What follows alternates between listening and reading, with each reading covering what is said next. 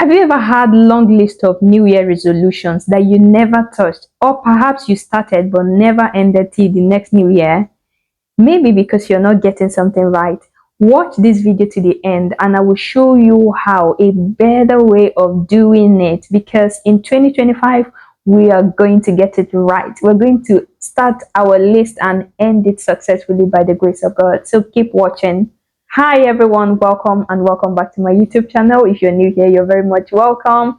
Please subscribe. And if you're a returning subscriber, thank you for coming back. Thank you for your support all throughout the year. I hope you like my background. Yes, it's Christmas season and I just thought to give you that Christmassy feeling. You know what I mean? I hope you like it.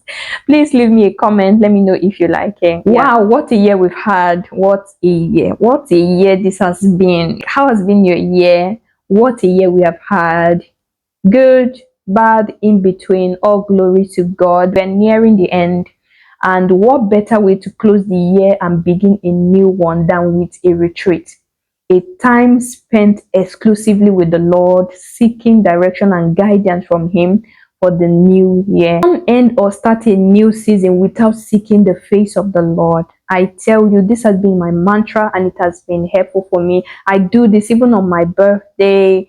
I seek the face of God because it's a new season. You're ending a season and you're beginning a new one. You should not do it on your own because you can't on your own. Retreat is something I've imbibed in my life for years. And I remember a time I forgot to do my end of the year retreat, because you know how the Christmas period / the new year can be so busy. I got so carried away, and at the beginning of the year, I just cooked up some long list of resolution, and trust me, that year it was like my life was like the list was here and my life was running in opposite direction.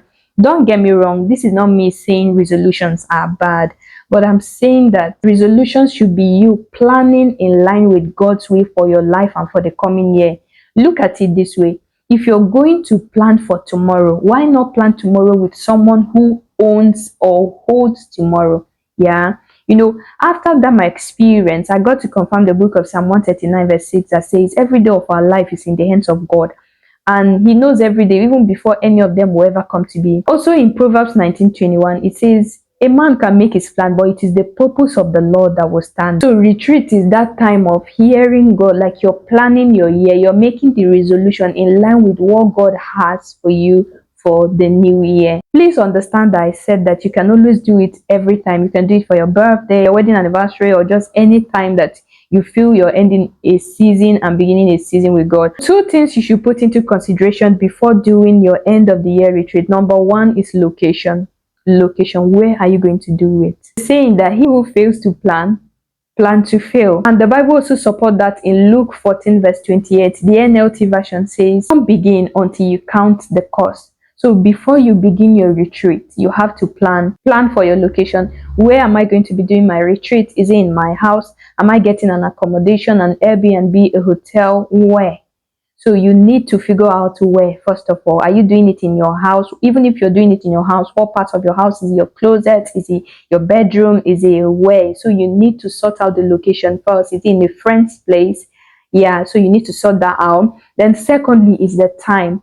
How long am I going to do my retreat for? Is it for 3 days? Is it for 2 days? Bear in mind that this is the end of the year, maybe holiday season where you have your families with you. So plan. If I'm going to allocate 1 week, who is going to be in charge of my home, charge of my affairs while I'm gone? So you have to put so many things in place. And this is not to make it look or sound complex. You can even do your retreat have just few hours of the day. Yeah, so you can do it as long as you want, as short as you want, but just make sure that you put these things in mind. Things to bear in mind while going on your retreat is to prioritize hearing God. The first one is to prioritize hearing God. Make sure you hear God.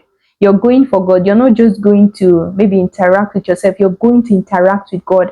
That was why I said initially that it is a time spent exclusively with the Lord. So bear in mind that it is to hear God, it is to see God's face. So you must hear God. You shouldn't go into your retreat, come back, and you didn't hear anything. Please catch something. Please hold something, right? Make sure you hear God appropriately. Prioritize hearing God as you're planning, as you're praying. prioritize hearing God. In fact, give a special time to listen to God. If you're going to make your presentation, make your request, your expectations, make time to hear God for yourself. We're diving into what to do during your retreat. I don't know how this video is right now because I'm just talking as it's coming, but I just hope you're getting it, and yeah, God is balancing the rest for you. That's all I can say. So what do we do during retreat? Retreat is not a time you're going to spend eating or just feasting. It is a time spent with God. So what are you going to be doing? This is personal. If you're watching this video and maybe you have an idea of what retreat is or how you do it better, you can leave me a comment in the comment section. Let's hear and see another perspective of how retreat can be done. So the first thing first is Thanksgiving. Like I said, you can spend days or hours. So depending on the time you allocate, if you're going to spend hours, then you need to divide your activities into the hours that you've allocated for the retreat. And if you're going to spend days, then you divide your activities for the days. For mine, I do days because I'm always on holidays during the holidays period, during the Christmas period. So I allocate days. So the first thing to do is Thanksgiving. Honestly, personally reflecting on the year, like I feel like I have a lot of thank yous to say to God. I remember starting the year with my long list, and now I can tell you that my list, if I check it, is like 99.99999 completed, right? I am so grateful to God. So you have to show God how grateful you are for everything that He's done for you in the year.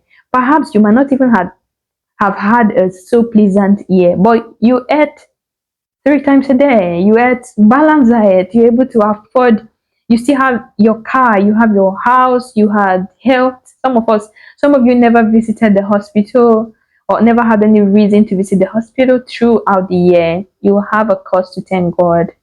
Yes, your children were never ill. Even if they were ill, they recovered by the grace of God. It is not your doing. You went out, you came back. So many things happened this year. There were times you felt like you were at the edge, but God saved you, God delivered you. Look through every month from January to December. Count like as much as you can remember. Recall the faithfulness of God for each month. You had to travel, you had to go to work every day. Like, just think as much as you can. Just try and recall and reflect on the faithfulness of God.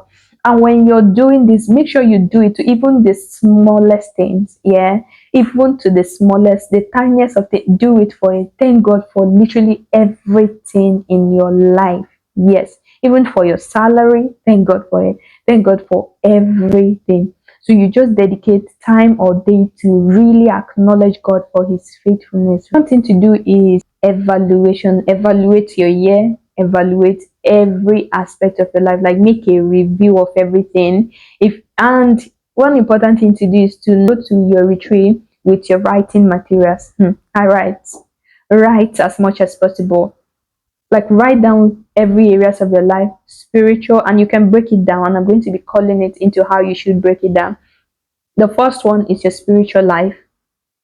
What did you do spiritually? What did you achieve for the year? Tell yourself, evaluate that area. Did you grow? Did you feel you grew? Did you press more? Did you press into God more? Did you sought the face of God more this year than ever? Write it down and review yourself, score yourself, evaluate yourself. And family life. If you're married, think about the time you spent with your spouse, your children. Think about that time. Like, was it enough? Did you give time to family this year enough? And if you're not married and you're looking forward to getting married, think about how you've spent the year building yourself, waiting for your spouse, or looking for a spouse. Yeah, because some people can be looking for a spouse. So what did you do this year to enhance that family life area? So write it down. And the next thing is your health and wholeness. Did you eat well this year? Did you prioritize your health? What are the things you feel you did right? What are the things you feel you did wrong? Did you visit the doctor more? Did you do your head checks? Did you do what you should? Did you exercise? Review your head. And the next is your finances. Did you waste money? Did you buy what you shouldn't buy? Did you spend money Loitering around? Did you spend money excessively this year? Salary came, and before it came, it was gone. How did you do financially this year? Just score yourself, review yourself. And this is, in all honesty, right? You're with yourself. That's why I said it's a time spent exclusively with the Lord. When I'm with God, I don't have to be ashamed anymore because God knows everything, even before you open up, right? And you're with God. So you don't have to hide anything, you don't have to hold back. Be sincere as much as possible. Oh, you need to see my notes. God, I did not do this right this year. Mention it and be honest with yourself, right? Financially, did you do well? If you don't do well, please say it and review it. The next area is mind and mental transformation. Were you transformed this year? How many books did you read? Did you enhance your knowledge about anything? Did you have to search Google or watch YouTube videos to find knowledge regarding areas of your calling, regarding your career? How did you enhance your mind? How did you grow mentally this year? What did you do? What are the things you did to better your mental health this year? Did you had to shut down something, shut down some app just to give you that healing, that wholeness of mind? Next thing is personal character transformation, like character transformation or personal transformation, if I would call it. How is your character this year? Did you fight with so many of your friends? What was the cause? Did you fight with your spouse? Did you feel there was something everyone kept telling you that, oh, you have this character that you need to change? Did you feel you worked on a particular area of your life this year? Like you worked on a particular character that you wanted to just leave behind? Did you do something about your character? And if you're to assess yourself, how do you feel? Or how can you assess your character if you were to assess yourself? So to evaluate your character and personal transformation. Next one is career. Right now, I don't know the number, but I'll be putting it on screen. Your career. Are you in your line of your career?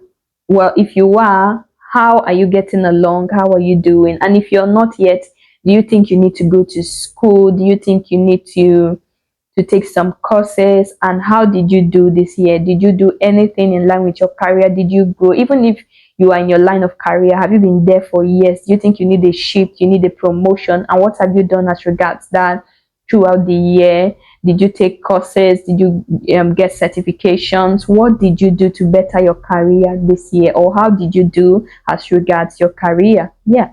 So just be honest with yourself and evaluate it. Write it down how you did. And the last one is your relationships. Your relationships. How was your relationship? How was the quality of your relationship with friends? Have you had friends or people this year that stole your peace? Like, were there relationships that you were struggling with? Like, and you knew that was stealing your peace, it was draining you, but yeah, what did you do about it? How is your relationship with people? Did you make new friends this year? Did you meet new people? And if you did, how did you give them access to your life? How are they now? What were the relationships in your life at the beginning of the year, and where are they right now? How is your relationship with the people you've known all your life? How is it right now? What are the things you think you need to implement to make it better? Or how did you just do generally with your relationships this year? Be honest with yourself, write it down and appraise it. So after going through all of that, what is the next thing we need to do? Like I said initially, that you need to prioritize hearing God. So after thanking God, reviewing the year, appraising the year, seeing how you've done and the things you failed in, the next thing to do is to go to God in prayers, receiving grace from Him. I'm sure when you assess your life, you would have seen that maybe you were 50% or 40% successful and the rest you had maybe failed in it. This is the time to go to God in prayers. Hold Him, like pray to God for grace. Many are the plans of a man, but it is the purpose of the Lord that will stand. Proverbs 19:21. So this is the time to go to God in prayer, asking God for help, asking God for direction, right? And after doing this, after seeking the face of God, asking Him for direction, you can then now make resolutions. This is where resolutions now come in, right? Okay, God, I failed in my health, like in exercising, in taking care of my head. Now you need the grace of God and haven't prayed. This is now where you now come to plan. And as you're praying, maybe God is speaking to you, you're writing it down. This is now the time to make resolutions, to make appropriate planning for the new year. So God, you have said it's my year of abundant blessing. So God, I'm going to plan. If it's my year of abundant blessing, I'm going to do this, I'm going to do that. So you now plan in line with what God has said to you. So you don't just make resolutions, you make it in line with what God has said. That is after reviewing the year, after seeing that your strength failed you in the previous year and now you need God. So this is how you make good use of an end of the year personal retreat, how to do it, and things to do. And this is how you can make a resolution and successfully bring it to a close with God. Just be open to God, be open to God as much as possible. Yeah. And I feel this is all I have for this video. Please, if you've ever done an end of the year retreat or maybe just a retreat generally, let me know in the comments. How was yours? What are the things you do? I would love to learn. Honestly, I would love to learn, to hear from other people how you do your retreat and maybe add some things to mine. If this video has blessed you, please and please, if you have never leave a comment on my video, this is end of the year. Do me this favor, give me a like, give me a comment, let me know you've watched my video all throughout the year. And thank you so much for watching, and I hope to hear from you in the next year. Yes, in the next year. Have an amazing end of the year. Wishing you a prosperous, amazing 2025. See you in 2025, and bye.